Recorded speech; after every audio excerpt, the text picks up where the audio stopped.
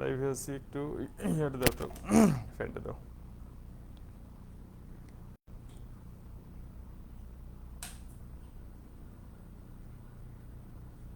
একটু স্লো করে দিও, হ্যাঁ, নাহলে তো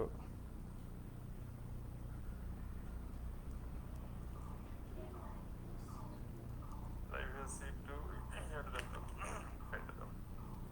আমার মনে সাউন্ড ঠিক আছে। কি স্কুলে যাবা? কয়টায় ক্লাস কয়টায়? আচ্ছা একটু একটু কমিয়ে দাও, একটু কমিয়ে দাও।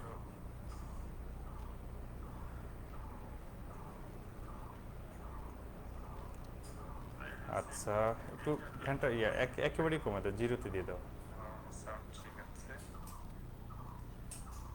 স্কুলে যাবা? কয়টায় ক্লাস কয়টায়? আচ্ছা একটু একটু কমিয়ে দাও, একটু কমিয়ে দাও। ওই ইয়েটা করে দাও,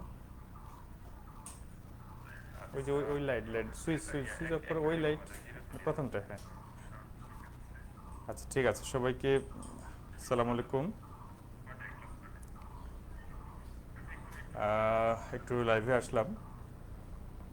আচ্ছা ইয়েটা আর একটু কমিয়ে দেওয়া যায় মনে হয়। হ্যাঁ, ওই light light switch switch switch off করে ওই লাইট প্রথমটা। আচ্ছা এই সময় হয়তো সবাই স্কুলে আছে স্টুডেন্টসরা। যাই হোক একটু সময় পেলাম, একটু লাইভে দাঁড়িয়েছি। তোমাদের সামনে যেহেতু পরীক্ষা রয়েছে, তো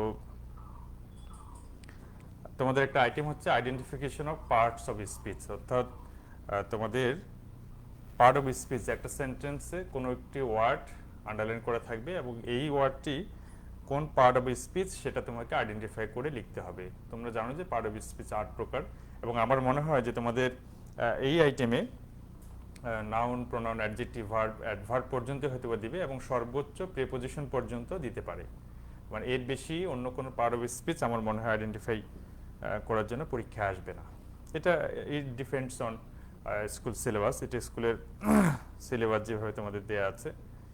এখানে আরেকটা ব্যাপার বলি, সেটা হচ্ছে যে অনেক গার্ডিয়ান মনে করেন যেহেতু 3, 4, 5-এ পড়ে আপনাদের বাচ্চাগুলো, আসলে পার্টস অফ স্পিচ অনেক বড় একটা বিষয় যেটাকে আইডেন্টিফাই করা। এটা সেন্টেন্সে প্রত্যেকটা পার্ট অফ স্পিচের নিজস্ব জায়গা রয়েছে, যে জায়গাগুলোতে ওরা বসে। যেমন নাউন বসতে পারে আপনার হচ্ছে ধরুন যে সাবজেক্টে বসতে পারে, অবজেক্ট হিসেবে বসতে পারে, প্রিপোজিশনের অবজেক্ট হিসেবে বসতে পারে। তো এই যে বিষয়গুলো প্রত্যেকটা পার্ট অফ স্পিচে নিজস্ব জায়গা রয়েছে। তো এত আমার মনে হয় ইন ডিটেইল এগুলো না জানলেও চলবে, শুধুমাত্র তাদেরকে জাস্ট আইডেন্টিফাই করতে পারা কোনো একটি ওয়ার্ড দেখে যে আসলে হ্যাঁ এটা নাউন, এই ওয়ার্ডটি অ্যাডজেক্টিভ, বা এই ওয়ার্ডটি হচ্ছে প্রিপোজিশন এইভাবে, বা এই ওয়ার্ডটি হচ্ছে প্রোনাউন। দেখেন প্রোনাউন কিন্তু অনেক ধরনের রয়েছে, প্রোনাউন কিন্তু 8 প্রকার।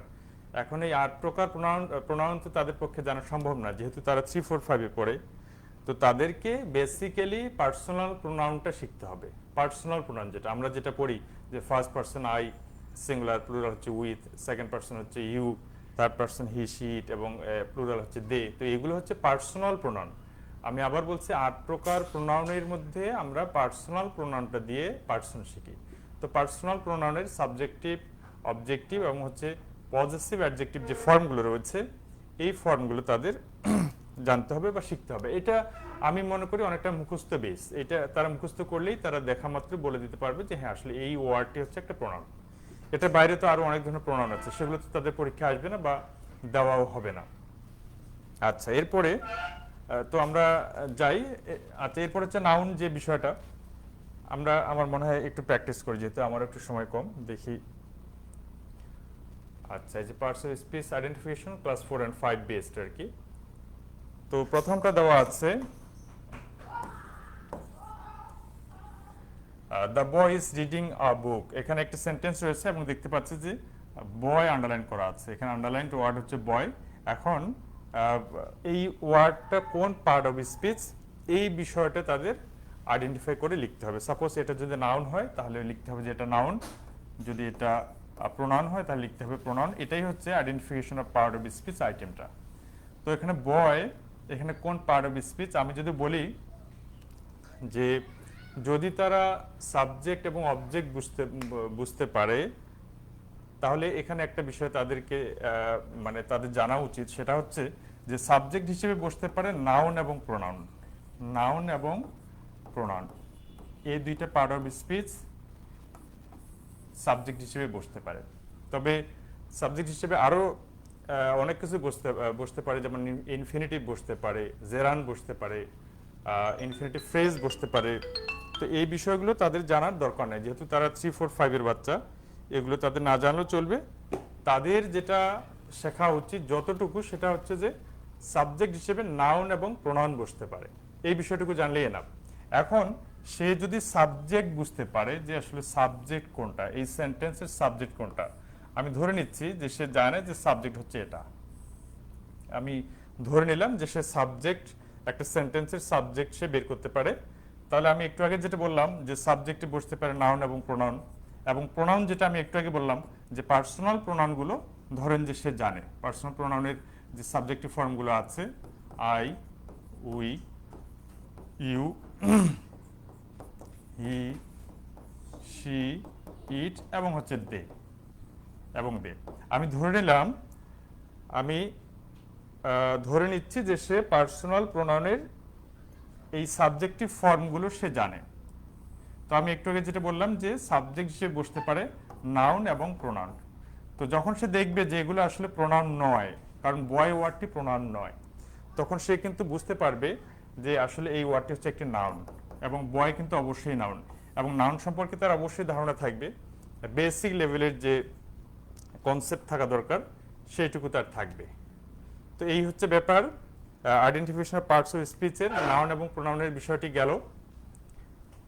আচ্ছা, তাহলে এটা আমরা বুঝতে পারছি যে এটা হচ্ছে নাউন, এই ওয়ার্ডটি হচ্ছে একটি নাউন।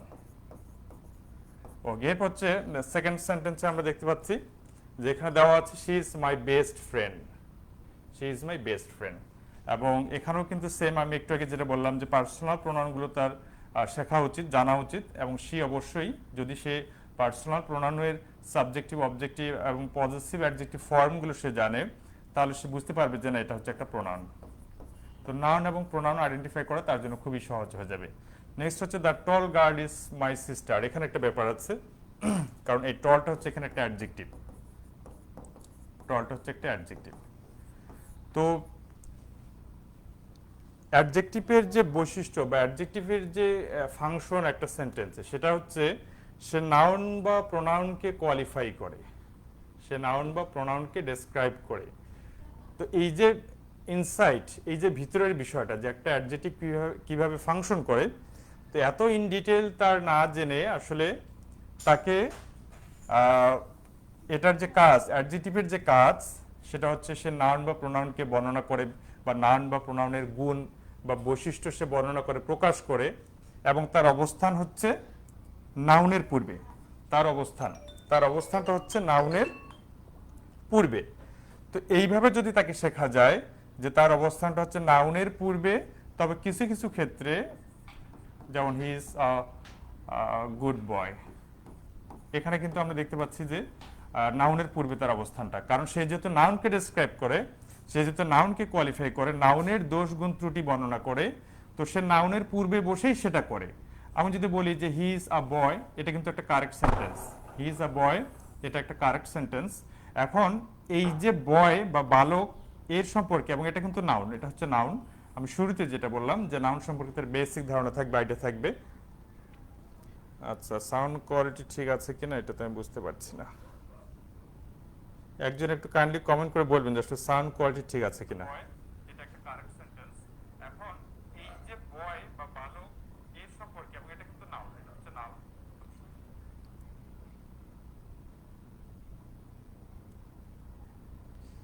আচ্ছা, ঠিক আছে। তো ব্যাপার হচ্ছে এই অ্যাডজেক্টিভের যে কাজটা, অ্যাডজেক্টিভ সেটা কি করে, যে নাউন সম্পর্কে একটা তথ্য দেয়, একটা বর্ণনা করে, একটা বৈশিষ্ট্য প্রকাশ করে, সেটা ভালো হতে পারে, খারাপ হতে পারে, মন্দ হতে পারে। এখন এই সেন্টেন্সে আমরা একটা অ্যাডজেক্টিভ বসায় দিতে পারি। আমি আবার বলছি যে অ্যাডজেক্টিভের কাজ হচ্ছে নাউন অথবা প্রোনাউনকে বর্ণনা করা, নাউন বা প্রোনাউন সম্পর্কে একটা তথ্য দেওয়া, নাউন বা প্রোনাউন সম্পর্কে কোনো কিছু বর্ণনা করা বা নাউন বা প্রোনাউনকে কোয়ালিফাই করা, এই ভাষাগুলো একটু কঠিন হয়ে যায়। কোয়ালিফাই করা বা ডেসক্রাইব করা এগুলো কঠিন হয়ে যায়। তো ব্যাপার হচ্ছে নাউন বা প্রোনাউন সম্পর্কে একটা তথ্য দেওয়া। যেমন আমি যদি বলি যে এই সেন্টেন্সে নাউন একটা তথ্য দিবে, এই সেন্টেন্সে আমি যদি একটু লিখি যে হি ইজ আ বয়, আমি প্রথমে লিখলাম হি ইজ আ বয়। এখন এখানে অ্যাডজেক্টিভ একটা আমি বসাবো এবং সেটা অবশ্যই এই নাউন সম্পর্কে একটা তথ্য দিবে, নাউনকে মডিফাই করবে বা অথবা নাউন সম্পর্কে কোনো একটা বৈশিষ্ট্য প্রকাশ করবে। তাহলে আমি কি বলতে পারি না যে he is a bad boy, সে একটা খারাপ বালক। এই যে ব্যাড বসলো, প্রথমে আমরা দেখতে পাচ্ছি যে হি ইজ আ বয়, সে একজন বালক। এর পরের সেন্টেন্সে আমরা পাচ্ছি সে একজন খারাপ বালক। সরি, এখানে ওয়াই হবে বয়। আচ্ছা, আমি কিন্তু আবারও লিখতে পারি যে he is a good boy, good boy, সে একটা ভালো ছেলে।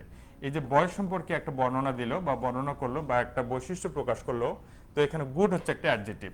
সহজ কথায় অ্যাডজেক্টিভ নাউন বা প্রোনাউন সম্পর্কে কোনো তথ্য দেয়। অ্যাডজেক্টিভ নাউন বা প্রোনাউন সম্পর্কে কোনো তথ্য দেয়, এটাই হচ্ছে অ্যাডজেক্টিভের কাজ। এবং তার অবস্থানটা সাধারণত নাউনের পূর্বে হয় বা নাউনের পূর্বে এই অ্যাডজেক্টিভটা বসে। যেমন এখানে গার্ড হচ্ছে নাউন এবং আমরা দেখতে পাচ্ছি নাউনের পূর্বে এখানে কিন্তু টল রয়েছে। তো কেমন গার্ড? লম্বা গার্ড। তো এখানে টল হচ্ছে অ্যাডজেক্টিভ। তো এটার জন্য তাদের কিছু অ্যাডজেক্টিভ জানা দরকার, যেমন হচ্ছে টল, এখানে আমরা যেটা পেলাম টল, শর্ট, এগুলো যদি জানা থাকে তাহলে কিন্তু তারা পরীক্ষায় কমন পাবে ইনশাল্লাহ। যেমন হচ্ছে ফ্যাট হতে পারে, তারপর হচ্ছে স্মল হতে পারে, তারপর হচ্ছে রেড হতে পারে। রেড হতে পারে কেন? ধরুন যে red shirt, red shirt, white shirt, যে কোনো কালার কিন্তু অ্যাডজেক্টিভ, যে কোনো কালার, যে কোনো কালার হচ্ছে অ্যাডজেক্টিভ। তারপর হচ্ছে বিউটিফুল, বিউটিফুল। তারপর হচ্ছে গুড, ব্যাড, গুড, ব্যাড। তো এইরকম যে অ্যাডজেক্টিভগুলো রয়েছে, এই অ্যাডজেক্টিভগুলো দিয়ে সেন্টেন্স মেক করে, আরও আছে বেশ কিছু, আমি এখানে লিখছি না। এই অ্যাডজেক্টিভগুলো আমার মনে হয় যদি কোনো সেন্টেন্সে তাদের দেখিয়ে দেওয়া যায়, আমার মনে হয় তারা দেখা মাত্র বলে দিতে পারবে যে এটা হচ্ছে একটা অ্যাডজেক্টিভ। ওকে, তো টল হচ্ছে এখানে একটা অ্যাডজেক্টিভ, অ্যাডজেক্টিভ। ওকে, নেক্সট হচ্ছে they play in the garden every day, তারা প্রতিদিন বাগানে খেলে। দে প্লে, এখানে প্লে আমরা দেখতে পাচ্ছি আন্ডারলাইন করা, অর্থাৎ প্লে এখানে কোন পার্ট অফ স্পিচ সেটা আমাদের আইডেন্টিফাই করতে হবে এবং লিখতে হবে। আচ্ছা, ভার্ব সম্পর্কে তাদের একটু ধারণা থাকতে হবে যে ভার্বগুলো কিন্তু ভার্বগুলো অনেক ধরনের ভার্ব রয়েছে। এটার জন্য তাদেরকে হচ্ছে primary auxiliary verb, modal verb, এরপর হচ্ছে অ্যাকশন ভার্ব, এগুলো সম্পর্কে কিছু কিছু ধারণা তাদের থাকতে হবে। যেমন তারা যদি শুধু মনে করে যে ভার্ব মানেই হচ্ছে কোনো কাজ করা, কোনো অ্যাকশন, তাহলে কিন্তু নয়। হ্যাঁ, ভার্ব মানে কাজ করা, এটা ঠিক আছে, ভার্বের ডেফিনিশনের এটা একটা পার্ট, যে কোনো ওয়ার্ড যদি কাজ করা বোঝায় সেক্ষেত্রে সেটা ভার্ব, এটা অ্যাকশন ভার্বের ক্ষেত্রে ঠিক আছে। কিন্তু ভার্ব ছাড়া তো সেন্টেন্স হয় না। ভার্বলেস সেন্টেন্স স্পোকনে হলেও রিটেনের ক্ষেত্রে আমি যদি বলি হি ইজ আ স্টুডেন্ট, এখন সে যদি শুধু মনে করে যে আসলে ভার্ব মানে কাজই করা, তাহলে ইজ তো এখানে কোনো কাজ করা বোঝাচ্ছে না, এখানে হওয়া বোঝাচ্ছে। হি ইজ আ স্টুডেন্ট মানে সে হয় একজন শিক্ষার্থী। এখানে হচ্ছে ভি হচ্ছে ভার্ব, সরি ইজ হচ্ছে আমাদের ভার্ব। তো এই যে প্লে মানে খেলা করা বা খেলা, এটা কিন্তু কাজ করা বোঝাচ্ছে, সেটা ঠিক আছে। এখানে ইজ কিন্তু কোনো কাজ করা বোঝাচ্ছে না। তো তাকে এটা বুঝতে হবে বা তার জানা উচিত, এটার জন্য বিশেষ করে প্রাইমারি অক্সিলারি ভার্বগুলো, এরপর হচ্ছে মডাল অক্সিলারি যে ভার্বসগুলো রয়েছে, এরপর হচ্ছে অ্যাকশন ভার্বগুলো সম্পর্কে তার জানা উচিত। এবং এই যে ইজ যে এখানে ভার্ব, সেটা তাকে এইভাবে বুঝতে হবে যে প্রাইমারি অক্সিলারি ভার্বসগুলো দুইভাবে ফাংশন করতে পারে একটা সেন্টেন্সে। এগুলো কখনো হেল্পিং ভার্ব বা অক্সিলারি ভার্ব হিসেবে কাজ করতে পারে, আবার কখনো বা যদি ওই সেন্টেন্সে মেইন ভার্ব না থাকে তাহলে এই প্রাইমারি অক্সিলারি ভার্বসগুলো মেইন ভার্ব হিসেবে ফাংশন করতে পারে বা বসতে পারে। যেমন এখানে হি ইজ আ স্টুডেন্ট, এখানে কিন্তু ইজ হচ্ছে মেইন ভার্ব, ইজ হচ্ছে ভার্ব। আবার আমি যদি বলি he is playing, he is playing, তাহলে এখানে কিন্তু মেইন ভার্ব যেহেতু রয়েছে প্লেইং, তো এখানে মেইন ভার্ব হচ্ছে প্লে এবং ইজ এখানে হেল্পিং ভার্ব। এখানে কিন্তু ইজ মেইন ভার্ব নয়, এখানে ইজ হচ্ছে হেল্পিং বা অক্সিলারি ভার্ব। আবার এখানে কিন্তু এই সেন্টেন্সে অন্য কোনো মেইন ভার্ব নেই, এখানে কিন্তু ইজ হচ্ছে মেইন ভার্ব। তো এই বিষয়গুলো সম্পর্কে তার একটা ধারণা থাকলে আমার মনে হয় যে সে ভার্ব আইডেন্টিফাই করতে পারবে। ওকে, নেক্সট হচ্ছে দেখতে পাচ্ছি এখানে কুইকলি একটি ওয়ার্ড আন্ডারলাইন করা আছে, হি রানস কুইকলি, সে দ্রুত দৌড়ায়, হি রানস কুইকলি। আচ্ছা, এটা হচ্ছে একটা অ্যাডভার্ব, এটা হচ্ছে একটা অ্যাডভার্ব। আমি একটু আগে যেটা বললাম যে অ্যাডজেক্টিভগুলো নাউন অথবা আচ্ছা দেখতে কোনো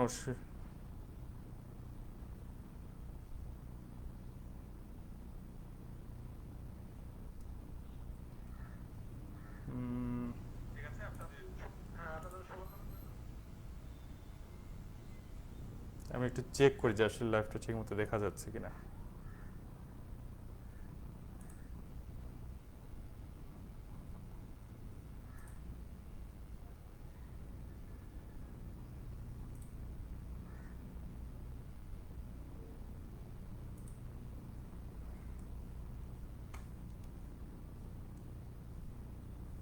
আচ্ছা, আমার মনে হয় লাইভটা দেখা যাচ্ছে। কোনো প্রবলেম হলে কাইন্ডলি একটু চেক, একটু কমেন্ট করে জানাবেন যে সাউন্ড এবং ভিজুয়ালাইজেশন ঠিক আছে কিনা। আচ্ছা, এবারে একটু অ্যাডভার্বের বিষয়ে একটু বলি যে অ্যাডভার্বগুলো ভার্বকে মডিফাই করে, বা তারা এইভাবে আসলে বুঝবে না, তারপর যদি তারা বুঝতে পারে যে এখানে সাবজেক্ট হচ্ছে হি, রানস হচ্ছে ভার্ব, এবং এই যে কুইকলি ওয়ার্ডটা, এই ওয়ার্ডটা ভার্বকে মডিফাই করেছে। কিভাবে? সেন্টেন্সটা কিন্তু এই পর্যন্ত কারেক্ট, হি রানস, এই পর্যন্ত কিন্তু সেন্টেন্সটা কারেক্ট যে সে দৌড়ায়। কিন্তু আমি যদি বলি যে হি রানস কুইকলি, সে দ্রুত দৌড়ায়, আচ্ছা দেখেন সে দৌড়ায়, এই পর্যন্ত কিন্তু সেন্টেন্সটা ঠিক আছে। এখন কিভাবে দৌড়ায়, এখানে আমরা একটা অতিরিক্ত ওয়ার্ড যুক্ত করতে যাচ্ছি, এবং দৌড়ায় যেহেতু ভার্ব, এবং ভার্ব সম্পর্কে একটা ওয়ার্ড আমরা লিখতে চাচ্ছি যে সে দ্রুত দৌড়ায়। এই যে দ্রুতটা হচ্ছে অ্যাডভার্ব, এখানে কুইকলি হচ্ছে অ্যাডভার্ব।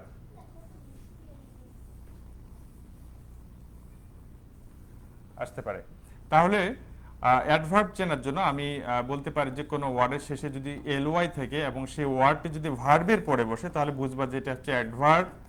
আর কিছু কমন অ্যাডভার্ব রয়েছে, যেমন হচ্ছে ভেরি, ভেরি হতে পারে, সুন হতে পারে। তো এরকম কিছু কমন অ্যাডভার্বস আমি যদি লিখে দিই, আমার মনে হয় তোমরা পরীক্ষায় কমন পাবো এবং বুঝতে পারবা যে আসলে এটা অ্যাডভার্ব। ওকে, নেক্সট হচ্ছে the cat is under, the cat is under the table. এখানে আন্ডার হচ্ছে একটা প্রিপোজিশন, এখানে আন্ডার হচ্ছে প্রিপোজিশন। এখন প্রিপোজিশন বোঝার জন্য একটা ব্যাপার আছে, এটা একটু অ্যাডভান্স লেভেলে, সেটা হচ্ছে প্রিপোজিশনের একটা অবজেক্ট থাকে, এবং টেবিল হচ্ছে এখানে অবজেক্ট।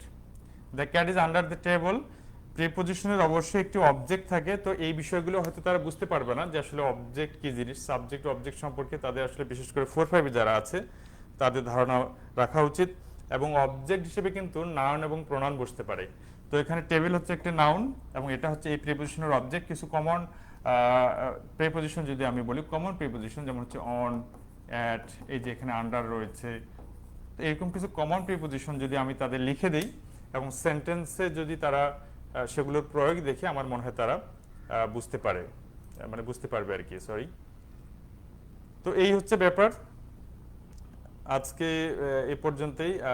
একটু আমাদের এখানে একটু আকাশ মেঘলা দেখতে পাচ্ছি, এই মুহূর্তে আর লাইভটা কন্টিনিউ করছি না। দেখা এবং কথা হবে ইনশাল্লাহ পরবর্তী কোনো লাইভে। সবাইকে আসসালামু আলাইকুম।